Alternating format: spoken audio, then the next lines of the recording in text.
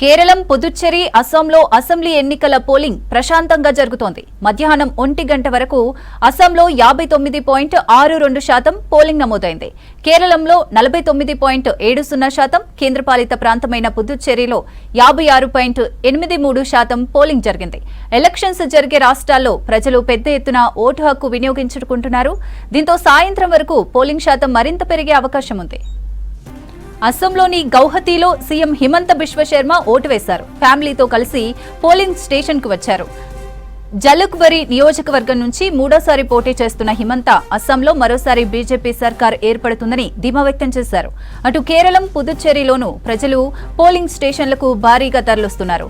ఉదయం 7 గంటల నుంచి సాయంత్రం 5 గంటల వరకు పోలింగ్ కొనసాగనుంది.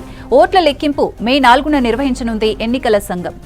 కేరళం, పుదుచ్చేరి, అస్సాంలో అసెంబ్లీ ఎన్నికల పోలింగ్ ప్రశాంతంగా జరుగుతోంది. మధ్యాహ్నం 1 గంట వరకు అస్సాంలో 59.62% పోలింగ్ నమోదైంది.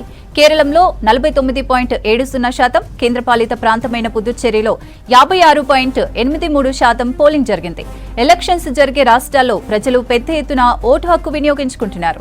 దీంతో సాయంత్రం వరకు పోలింగ్ శాతం మరింత పెరిగే అవకాశం ఉంది. అస్సాంలోని గౌహతిలో సీఎం హిమంత బిశ్వ శర్మ ఓటు వేశారు. ఫ్యామిలీతో కలిసి పోలింగ్ స్టేషన్ కు వచ్చారు.